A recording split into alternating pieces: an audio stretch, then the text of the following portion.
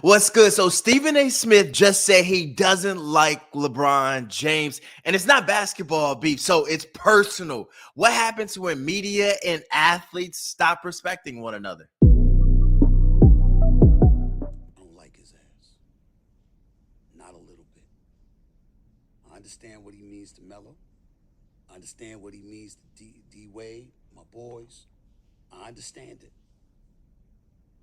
But all I'm going to say when it comes to that, Melo is 1,000% right.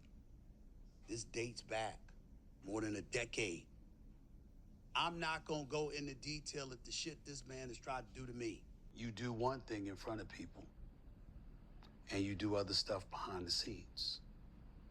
And they ain't consistent. If it were up to him, I wouldn't be where I am today. So, to me, that was the last straw. And as a result, I said, yo, we don't like each other. Let's stop this nonsense. Yeah, we got to be professional, but we can be professional and honest. I don't like your ass. You don't like my ass. I got it. This is how we gonna deal with each other from now on. One got the numbers, one let the game on. Two different voices, never the same. Mic on fire when the truth collides. It ain't just one story, must be two sides. Yeah, so Stephen A is on a press run right now, man. He's gone on the Pivot podcast and the 7 p.m. in Brooklyn podcast, obviously with Ryan Clark on the Pivot and Shannon. I forget his last name at the moment, but then went straight over to 7 p.m. in Brooklyn with Carmelo and brought back up his beef with LeBron James, man. Like we hadn't had enough of it. I know you got a little beef with Stephen A here and there, but he brought it back up, man. And it's tough, bro, for a media member to come out and say, I do not like this man. Somebody that I cover all the time. I really do not like him. How can you be non-biased and at the same time say that you do not like a person? It's tough, Cole. And I feel like what this does kind of it disrupts the relationship, but in the way that you have to cover an athlete, because as we're always told, like you're supposed to leave your feelings out of it. It's supposed to be straight down the line. Like you don't sway one way or the other. But I feel like if you're coming out openly saying you don't like said player, you're not going to give him the coverage he deserves. You're not going to talk about him in a fair light, no matter how you try and spin it. So Stephen A, LeBron, this ongoing feud, I just feel like it's going to trickle down to other players because you know how big LeBron James is to the community. What he says is Bible sometimes, and I feel like that's just only going to cause a ripple effect. Definitely, man. Stephen A and LeBron are both top of their fields, man. So it definitely can trickle down from LeBron because everybody's looking to him. He's the example. He's the guy that everybody wants to be like and model their careers after. And the same with Stephen A. When it comes to journalism, he's the guy that everybody looks to and says, "I want to get there one day." Getting the contracts he's getting and the exposure he's getting. I feel like even in the journalist field, Stephen A, the way he's going about it could lead to some detrimental effects for you guys too. Yeah, man. When you see Stephen A come out and say, I don't like his ass. Whoa. And then he says something along the lines like, you ever see LeBron go at a white boy? One, he did go at Brian Windhorst, and he talked about his size, talked about how he acts like he knows him and his best friend and is around. He called him weird, or what he reports on weird. So we have seen LeBron go at an ESPN journalist, a white ESPN journalist. So when I heard Stephen A say that, I'm like, dog, why are we bringing race into this? Because now you just open up Pandora's box for all these other people to talk about race. And it's like, as black men, that's the last thing we want. We always have to fight the racial biases, the tendencies and stuff like that. And here you are making this a black and white thing. Like, no, when in reality, you came at his son. He didn't appreciate it. He called you out for it. And now we're crying wolf. Yeah, man, that's one of the things that Stephen A does well, huh? Man, I went on and watched his whole interview, and one of the things that he described on there was how he is coming at athletes for a bigger purpose, for the black man that cannot get away with some of the things that some of these athletes are able to get away with because of their cachet. So he wants to make sure that the community as a whole understands that this isn't something that we can get away with, but he can't. So for me, when you do some of these things yourself and you put it in the light that you can get away with some of these things, that's showing to the journalists that are below you and want to be like you that they can get away with some of these things as well, which isn't true. You're going on a full press run to further your brand. I understand that, but everybody can't get away with it the same way that you're going about it.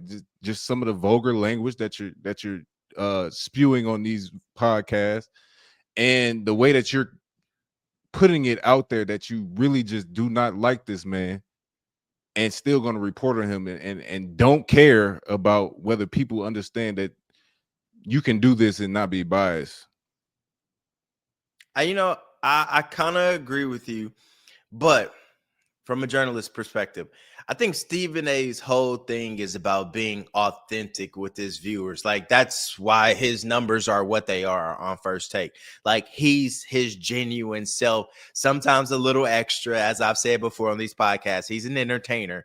But I think that's why fans gravitate towards him, because he's going to say the stuff that other journalists wouldn't say. He's going to say some off the wall things that's going to grab headlines, going to grab attentions, and it's going to circulate throughout the media. It's going to circulate on podcasts like this. And I think sometimes the worst part about it, and I've said this before, I think there's a lot of people who are not journalists who are kind of just like, they have their own podcast and they go out there and they just spew these negative comments and they create hate. And that's where a lot of people start spamming and looking at content and like that. So I think when you talk about the debate, and what Stephen A. Smith originally said about LeBron James' son, it was kind of true. Like, would he have gotten that job without you? No.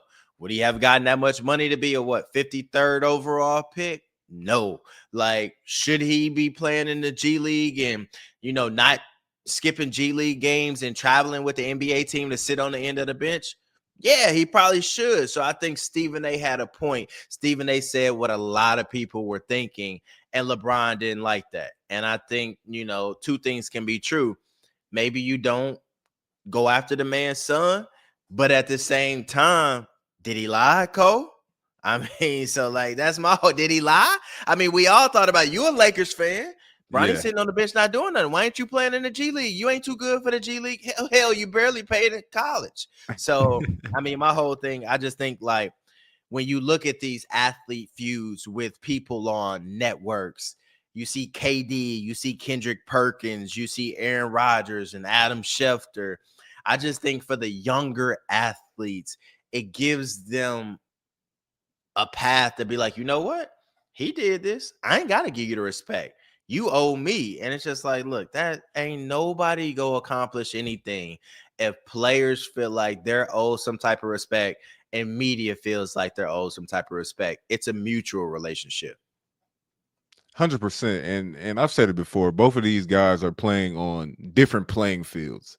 LeBron is the top of the top. Like, there's no higher that you can get as far as it goes when it comes to NBA players. And Stephen A is, in his own rights, is doing the same thing in the journalism world, man. So for anybody to sit back and think that we could do exactly what they do, that's very unrealistic, man. And for me, it's just like, obviously, it wasn't just the comments about his son. It was a build up. It's years and years of LeBron feeling like he's being disrespected from Stephen A. And when your son gets thrown into it, that's the icing on the cake. And maybe you getting some encouragement to defend your son while you're at home too. So it's just when things turn personal like this, and I don't like his ass, and go on the Pat McAfee show and just do a whole smear campaign on Stephen A, which we saw LeBron do. Is there really any coming back from this? Like, can this gap be mended? Can this bridge be mended? No. Especially not with personalities like that. Like, you're talking about two of the biggest egos in sports journalism and sports. Like, nah, ain't no coming back from that unless one of them literally comes out and joins each other's show and has like a coming to Jesus moment, like we saw with what Kobe and Shaq, and then Isaiah and Magic. But I feel like that's years down the line. That's not right now while they're in the prime of what they're doing. So no, I just kind of think that tensions like that, feuds like that, ruin the relationship between media and athletes, and it's already a damaged relationship. And feuds like that make it harder for local journalists because you walk into a locker room and the player already doesn't trust the media because of what they saw on national TV, although we had nothing to do with what was on national TV. Definitely, man. And like I said, man, these two are at the top of their games. They're both about their brand. They have huge brand. They have so many companies that are backing them, bro. So it's something that is just bigger than just these two men. They're representing whole communities here. They're representing so many companies. Obviously, they're representing their families. Something like this should definitely come to an amicable solution. And for Stephen A to keep carrying it on, I don't think that's necessarily right. Well, I'll tell you this. The solution shouldn't be players having their own podcasts and only talking to their friends, because there's not a lot of friends that's going to put them to the side and be like, hey, you was wrong. You feel what I'm saying? It ain't going to be many people like that. Like, you know me, I'll tell you that. Like, if you was wrong, I'll be like, Cole, you probably shouldn't have did that, you know? But it always hits different coming from a friend, whereas you have a journalist to kind of keep you humble. Be like, yo, you shot 3 for 23 today. What happened, man? You know, a friend be like, hey, you good, man. Shake it off. You go get them next game. So I just feel like, you know, when you talk about players having their own podcasts, it's narratives with no accountability, where basically no one's going to check them. And I feel like that's why you need that mutual relationship between media and athletes. Well, yeah, no one's calling for journalists and media to be disbanded at all here, man. But Some are. I think that the player's narrative is just as highly sought for as the journalists and the narratives that they create. So it is what it is when it comes to that, man. It's two sides and they both have to coexist, man. So hey, one thing we always do here, man, we call out the cap and we call out what's really certified. So, man, this episode is all about these two huge brands, man. So I want to ask you, Cap was certified. Does this feud, is it bad for the NBA? Is it bad for ESPN? Is it bad for LeBron's partnerships with Nike? Is this a bad image that these two black men, the top of their game, are putting out to the world? Is that Cap? Yeah, man. Certified? Let us know in the comments. Like, y'all say Cap or certified. Tell us who is wrong first. Please let us know, because sometimes I'm a little torn on this topic. So y'all weigh in. Y'all let us know. Was Stephen A. Smith wrong for saying what needed to be said about LeBron James and the way he was guarding his son's development in the NBA, or really just, you know, manipulating the whole situation to make sure he got drafted by the Lakers when maybe some other guys should have got drafted, but we won't go there? Or was LeBron James wrong for defending his son and his family and sticking up for the players? Let us know, because I'm torn and we need to know what y'all think. So make sure you tune in and let us know. And if you love this conversation, look, there's plenty more of this where it came from. Angel Reese came out and said she's afraid to talk to the media or is willing to take a fine because they misconstrue her words and paint her in a negative spotlight. I wonder why that could be. A lot to say about that as well. I know I do. So if you enjoy this conversation, make sure you follow along. We'll have a link up on the screen. You click that and let's keep on rolling. Stand for the truth, otherwise take a knee. Made it to the league, now we gotta take the lead. Touchdown, MyCole Pruitt. Sports Now, I'm Ahmad Hicks. Must be two sides.